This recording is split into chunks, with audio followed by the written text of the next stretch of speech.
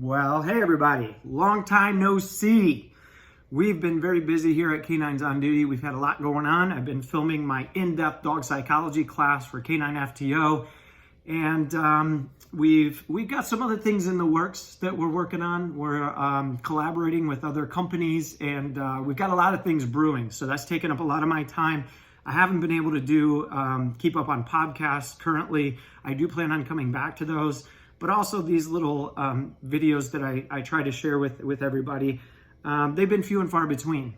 But over the last couple weeks, with everything going on here in the United States, with the riots, with the pandemic, so on and so forth, I was getting confused. Like, it doesn't make any sense to me why there are certain people that say, I hate racism, for example, so I'm going to cure it by being racist, or whatever the case may be. I'm against people being greedy, but I'm going to be greedy to defeat those people. So it's like, it just doesn't make any sense. And I'm like, okay, I want to know more. So I started digging through my social psychology book, because that's what we're dealing with, is a social psychology problem. And I came across this topic called the attribution process, deciding why people act the way that they do. And I started thinking back to all my messed up relationships that I've had. So there's no question. I'm 100% service-connected disabled veteran, diagnosed with post-traumatic stress. I watched my buddy get shot and killed. He was 10 feet from me. I have nightmares about that. And sometimes I do dumb things, right? And sometimes I don't think the way a normal human being does. I'm driven, I starve for truth. Like, what is really going on? I don't want to take things at face value. So if you say something to me, I'm going to stop. I'm going to think about it. I'm going to break it down into pieces. Well, why did they use this word here? Does that mean anything? I don't know. Maybe it does. Maybe it doesn't. I'm going to research it. That's just how God built my brain. And not everybody can handle that, right? Some people just can't. And I thought, okay, but in every broken relationship, is it always the other person's fault? And the answer is no. And I've said that in all my broken relationships, that it was a 50-50 joint effort to have a breakdown in communication, which is why the topic of discussion today is integrity in communication. Okay, so let me break this down for you systematically. So I started reading this attribution process, deciding why people act the way that they do. And there's other terms within that category. So for example, internal attributions. And that's basically saying that people behave in a way that tells me where their heart's at. So if somebody cuts me off in traffic, they're just a jerk. They're inconsiderate to their vehicle neighbors, and they really don't care about human life. Is that true though? Most of the time that's not true at all. Yes, I admit there's some people that shouldn't even have a driver's license because they're so selfish that they're willing to put other people's lives in danger just so they can make the exit, so that they don't get inconvenienced by 10 minutes to go to the next exit and turn around and come back, right? They'd rather force people off the road. So yeah, we know that does happen, but I want to know, how often does that happen internally? And it's actually rare. Most people actually care about other people.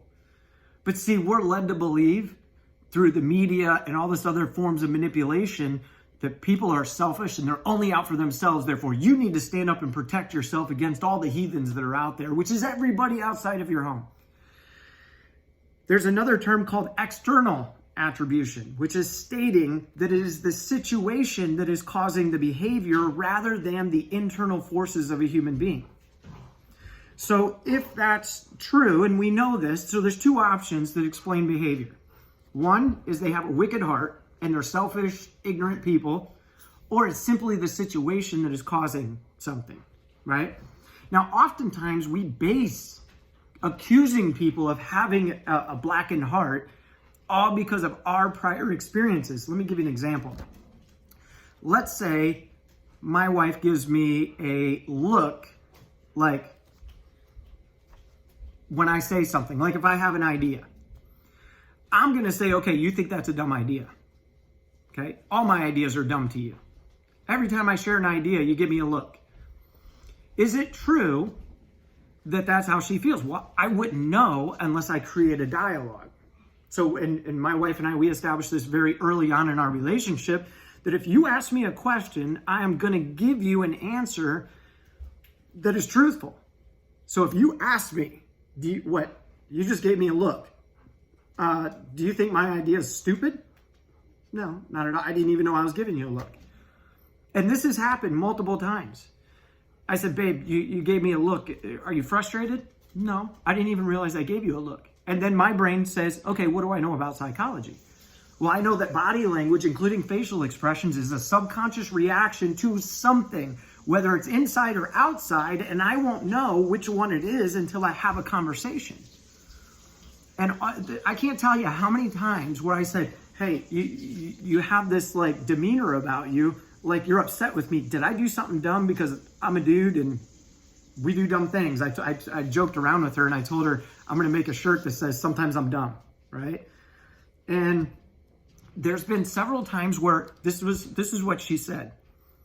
I didn't sleep very good last night and I'm extremely stressed out. I've got a lot of things happening at work with her kids or whatnot. And there's a lot of external stress that created a behavior. Now, I could have accused her. I could have said, no, you know what I can tell? You just think I'm the dumbest man ever. I don't even know why we're in this relationship. And then she's going to be offended. And there's a term called self-fulfilling prophecy. Let me break that down and I'll come back to this story real quick. But if I believe you hate me, right, that's going to get the gears turning in my brain. And it's going to make me subconsciously behave in a way that actually makes you behave in a way that supports my theory, right? Or my hypothesis. You know, I might elbow my friend. See how they're treating me? I told you they hate me. But really, you wouldn't have treated me that way had I not treated you that way, right? So, and we've known that. It's in here, self-fulfilling prophecy. It's behaving in a way that makes another person behave in a way that supports your belief. But that doesn't mean it's true. Not at all. So yeah, I could sit there and project all my past hurts and feelings onto my wife, or I can continue having a great, amazing relationship with an amazing human being just by simply asking. But then, here's the deal. When they give you the answer, you have to trust them. You have to say, okay, I'm just going to believe you. And that's it. And that's all I'm going to tell myself in my head. I'm not going to say, well, people have lied to me in the past. How can I project all my past experiences onto this one human being and accuse them of being guilty when I really have no idea what's happening inside their heart? So I have to trust that she's being honest with me, that she is exercising integrity. And when that happens, guess what happens? It puts my mind at ease. Therefore, I behave in a loving way, drawing her closer to me rather than falsely accusing her based on my past experiences and creating division and driving a wedge in our relationship. Right? I'm hoping you guys are tracking with me. I hope I'm not talking in circles. I didn't rehearse any of this. I just knew I wanted to get on and share this with you. So I hope that makes sense. And I started thinking, okay, if this is working out well in my relationship by having this mental process, this thought process of understanding the psychology of what drives human behavior, is it possible that we need to focus on integrity and communicating with our dog? I started thinking about it. Does self-fulfilling prophecy happen with our dogs?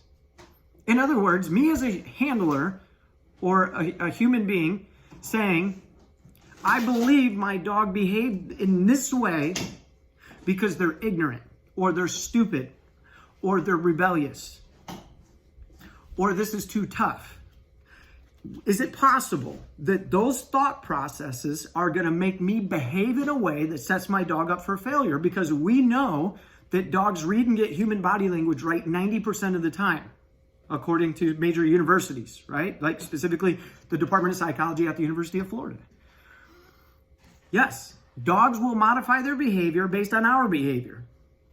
So it makes sense. Everything that I've said about the human relationships and what I've experienced with my wife and how I'm making changes to not allow this relationship to break down based on my past experiences with broken relationships. The same holds true with dogs. If I believe that my dog is being a dummy, then I'm going to behave in a way that makes the dog behave in a way that supports my idea. So I'm encouraging people, all dog lovers, to stop and think, understand some of these terms like self-fulfilling prophecy, like the attribution process, the process of assigning causes of behavior, both your own and that of others. A lot of times we blame other people for our own behaviors too. It's like the self-fulfilling prophecy in reverse, right? Well, I wouldn't have behaved that way had they not done this. And you're right, that is true. But once again, we're still judging them. See, instead, you could say, what if you could open up the dialogue and just be brutally honest? What if you could sit there and say, hey, you're behaving in a way that is leading me to believe that you really don't like me. Do you not like me? I've actually asked people that, and most of the time they said, no, I've heard this. I'm intimidated by you, for whatever reason. Or I've had people say, you talk over my head, right? You're always about psychology, and frankly, I'm sick of hearing it. Maybe that's why. And then I say, okay, so it's not them just prejudging me, like they actually have a reason. And I say, well, you know what? Thanks for sharing that with me. I'm going to make some changes so that I don't make you feel uncomfortable when you're around me. Can we agree that might be a good idea? And I've had total strangers say, wow, no one's ever really just opened up and shared that with me. Okay, so in other words, what I'm saying is get rid of the biases that you have in your own mind because something put those biases there. You know how many human beings feel like they're inadequate, that they're not good enough? And so therefore they behave in a way that makes them not good enough. That's the whole concept of the law of attraction, right? So what if I could look at my dog, get rid of my biases and say, no, I know I have a very smart dog. I know that my dog loves me. My dog wants to do what I am asking of them. There's got to be a situational reason for this behavior. Then my eyes are opened. Okay, my dog is not stupid. My dog is not being rebellious. There's got to be something. So now let's pay attention to the situation. Okay, what's causing this? My dog was environmentally sound when I got it. Now all of a sudden it's fearful of cars. I'm actually working with a couple officers at the present moment for the same issue. My dog is afraid of cars all of a sudden. Don't know where it came from. Okay, well, does that mean the dog has a messed up heart or messed up intentions? No. What if there was a situation that happened and a dog's brain, being that there's not as many neural connectivities as our brain, remember, I've said this before, dogs have the exact same brain parts as we do, it's just smaller. There's not enough real estate to have as many neural connections as what we have. If you want to know where an intellect comes from, the bigger the brain, the more neural connections there are, the more intelligent a human being can be, or an animal. Now, dogs are very smart, but they're not as smart as we are. They don't have as many neural connections, so they can't make sense of certain things. So with their intellectual processes, they say, this is bad for me. I don't know why, but I'd rather be safe than sorry. They're always going to default to that, right? It doesn't matter if they're going to run away or if they're going to run out and try to attack and bite. Either way, we know that there is a reason for the behavior, and there's only two possibilities. Either it's inside, and this is who the dog naturally is, or it's the situation. And people say, oh man, I think I broke my dog. Okay, whoa, stop. What do you mean you think you broke your dog? Well, I accidentally corrected the dog on a search, and now the dog doesn't want to search. Okay, true. So that would be a situation. But then I have other people that say they forgot that they corrected the dog, and they just think it mysteriously happened, the dog's heart changed, now the dog doesn't want to work. And then they beat their head against a wall trying to figure out the problem, but it turns out the problem is you the entire time. We talked about self-fulfilling prophecy. And again, not to kick a dead horse, but this is a very relevant point. Is it possible that you believe something to be true about the situation or inside of you that is causing a behavior that makes your dog react to your behavior, and then you're not getting the behavior that you want. Then we get all angry with the dog and frustrated because we can't find a solution to the problem. You've tried all these training methods, but no one ever made you stop and think about what we're talking about today to say, stop overthinking it. Start paying attention to you. If you have tried all these different methods that have worked for these trainers and other people in your training group, and you're like, well, I don't know what's going on.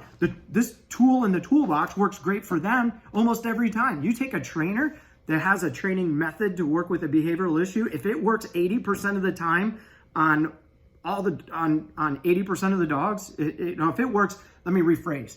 If it works 100% of the time with 80% of the dog population that trainer gets in, then you know that tool has high success rate, right? Trainers are teaching handlers to do these same techniques because what trainer doesn't want their dog to be successful? I mean, that's how you become a big business in this industry, right? And so you take that technique, you've seen the proof is in the pudding. This works 100% of the time on 80% of the dogs that this trainer gets in. How come it's not working for me? Am I part of the 20%? Well, no, it's possibly, but typically that's rare. It's because no one said, hey, maybe you're giving into self-fulfilling prophecy. Maybe you have a belief that's creating a behavior that is making your dog to respond to your behavior. So here's what I want you to do. Remove your negative thinking from the situation so that your behavior changes, and then let's see if the dog doesn't change. I can't tell you how many times that I coach handlers, trainers, decoys, or whatever, any dog person, and I say, listen, here's what I want you to do before we get into any real methods of modifying this dog's behavior. Let's first see if the dog's not reacting to you. So when you believe the dog's behavior, that negative behavior that you're trying to fix, because typically we know the patterns, like I know this is going to happen every time I go to training, and these things are present, I'm going to get this behavior. Okay.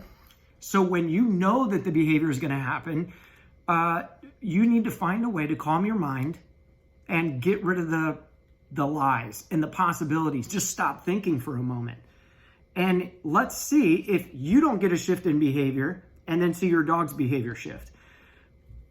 There are so many cases that I have had over the last 20 years where we didn't need any training tools. We didn't need any training methods other than changing the person's thought process, which altered their behavior so they had a more calm demeanor when they weren't stressing over possibilities. And guess what? The dog was fixed. It literally just took the handler, whether you're a police canine handler or even a pet dog owner. If you're a pet dog owner, when I say handler, that includes you. Sometimes you have got to stop and think, my dog loves me. My dog wants to make me happy. Let me try to change me during the situation. So if you're feeling anger because you're anticipating the dog to not perform well, most of the time we fulfill that prophecy based on what we just learned today out of my social psychology book. In other words, I need the dog to trust me. I need the dog to trust that I'm going to have integrity in my communication.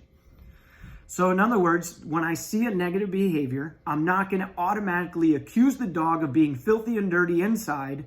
I'm going to stop first and think, okay, what's happening in this situation? What's happening here? Is this my fault? Is it my behavior? Well, I don't know. Let's start there. Let me evaluate my morning. If I woke up on the wrong side of the bed, if for some of you police officers, man, you got vacations, the other officers taking vacations, you've got, now you've got a lot of police reforms coming down, departments are downsizing, so now who's going to fit the bill? So maybe you're working double shifts, and those double shifts are putting a strain on your relationships outside of work. So then you get out of bed, and you're like, oh man, I'm so exhausted, here we go again.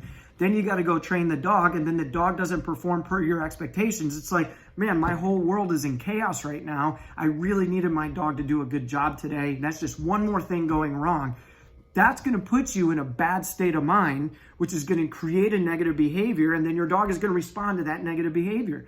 And then we get more angry with our dog. And it's this whole trickle-down theory, this vicious cycle, right? And then, well, I went to my trainer and I used their techniques and it's not working. My trainer must be stupid. And then we want to project all of our problems onto everybody around us instead of saying, hey, you know what? Honestly, if I have to be a man or a woman of integrity, I've been in a really bad mood lately and I feel bad for my dog because I've really been a jerk. You know, that's a lot of people's problems is their behavior changed. Something happened in their life. Remember, the dog isn't as smart as we are. So maybe the dog's like, I don't know what you're all pissed off about. That wasn't a big deal because I'm not human. I don't understand it.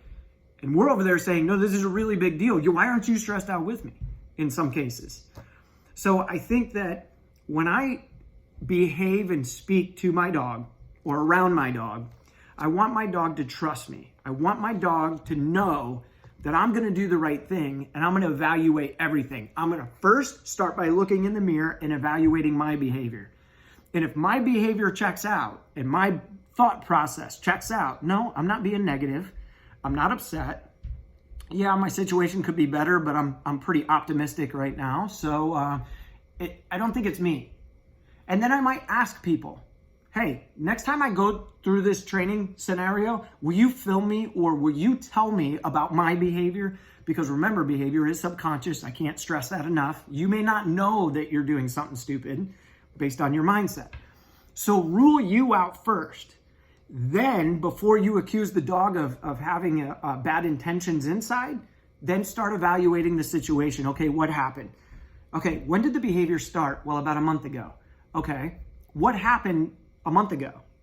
Was there something that the dog could misinterpret and say this is really bad for me, even though it's not? Because dogs can have false beliefs too. And okay, you know what? I do remember. We were running the obstacle course. My dog took off after a squirrel. I had him on leash. And he really corrected himself pretty hard. And then the dog said, ooh, tough correction while I was trying to go over the teeter-totter or jump through the window. I'm linking the act of jumping through the window or going over the teeter-totter with the correction, so that must be bad. So now the dog has confusion. The dog is believing something that's not true, not intentionally. It's just because they're not as smart as we are. And if we don't stop and start thinking backwards to when the problem started and begin to evaluate the situation, then we're never going to know what actually is causing the behavior that we're trying to explain. We can only try to understand it in order to fix it. Well, too many dog people are not stopping to first look in the mirror and to second evaluate the situation. Now, if all those check out, then we know there was a shift inside the dog. The question is why? Typically, it's outside forces that created the shift in behavior. You just weren't aware that the dog experienced something. So know your information, know your knowledge. I literally could talk about this topic of deciding why people act as they do for hours because there's a lot of good stuff. They actually have a formula. And let me show you this real quick. This is how they're teaching us to evaluate other people's behaviors. You see those? You see those? There's two of them, two charts. And in closing, I'm going to give these to you. So here's what they're teaching us to do in psychology to explain human behavior. If you have high consensus, in other words, multiple people are telling you the exact same thing, and they refer to this in the book like going to a movie. If Jill goes to the newest Star Wars movie and she says it's great, and we've got 100 other people saying it's great, then we're going to say, okay, it is the movie, which is the situation, that really is great. And then you have to have high consistency, right? So if, for example, if you have if you're consistently hearing from a lot of the high consensus people that this is a great movie, then we're going to say it's okay. We've got not only high consensus, but now we have high consistency. Consistently, all these people are saying this was the best movie ever. So the situation or the movie and it's going to the movie itself is going to be a pleasurable experience. And then you have high distinctiveness. So it's very distinct. And as far as high distinctiveness, it says that right here, If there is something distinctive about the situation, then we make a situational attribution. If this is the only movie Jill has ever liked, we have high distinctiveness, and there must be something special about the movie. Low distinctiveness leads us to a person's attribution. High distinctiveness leads us to a situational attribution, right? So high consensus, high consistency, and high distinctiveness lead to the situation. So you can put your money that 9 times out of 10 is going to be the situation that is causing the behaviors that we see. Now, the other diagram here says if you have low consensus, high consistency, and then low distinctiveness, now we can be confident the chances are that is internal within the person. So they're saying you need to stop and you need to evaluate whether or not you have high consensus, high consistency, high distinctiveness. If you do that, you could probably put your money on the fact that it's the situation rather than internal forces. If you have low consensus, high consistency, and low distinctiveness, chances are it's internal. It's coming from within that is causing the behavior. I've been trying to do that with my dog issues as I counsel with military personnel, police officers, and even civilians on their dog. I say, okay, hold on. How often is this happening? I'm trying to rule out high consensus. Okay, is it consistent with the situation? Yep, pretty consistent with the situation. Okay, then what's the distinctiveness within that situation? Is it only when a tall guy with dark hair is present? Like, where's the distinction here? And if I rule out the situation, then I know something shifted inside the dog. So this is, I know it sounds possibly complex for some of you. So get on the internet, which I use that lightly. Remember, if you're going to Google stuff, make sure it's coming from a legitimate website. Specifically, if you're going to research the attribution process, deciding why people act as they do, make sure it's coming from like a university or a scientist who put out like a journal on this. One of my favorite websites is Psychology Today. And there's a search bar in there. You can search for all kinds of stuff, including dog-related stuff. Get educated people, understand why you behave the way that you do, and knowing now after this video how powerful your behavior is. So I just want to leave that with you. It's been very helpful for me to find peace in light of all the riots, knowing that people are behaving as they believe, even though it's wrong, and it's foolish. I think that people need to be educated. I think that you need to understand how your beliefs are shaped and formed based on your past experience, but that does not mean that your current situation holds the same value as your prior experiences. Listen, my wife and I, we are pushing for dog people to get smarter, to understand the deeper meaning of all sorts of things, which is exactly why we put our dog psychology webinar online. And it's on sale right now. And again, I'm not a huge salesperson, but I really believe in this knowledge. Just like that's why I put these videos out, because there are people that maybe can't afford it. And so we want to give you little tidbits, but I couldn't the webinar is 4 hours long. I'm not going to sit here and have a 4-hour long video. That's why we made that available. So if you're hungry for more, click on that link, head on over to our dog psychology webinar, because we're going to break all this down for you so that you can become smarter, so that you can understand behavior in a newer scientific light, things that have been proven through research to the best of our ability now. So check that out. I hope you learned today about making decisions on how to believe about other people's behaviors and problems. So with that being said, stay safe, watch your six, and as always, Semper Fi.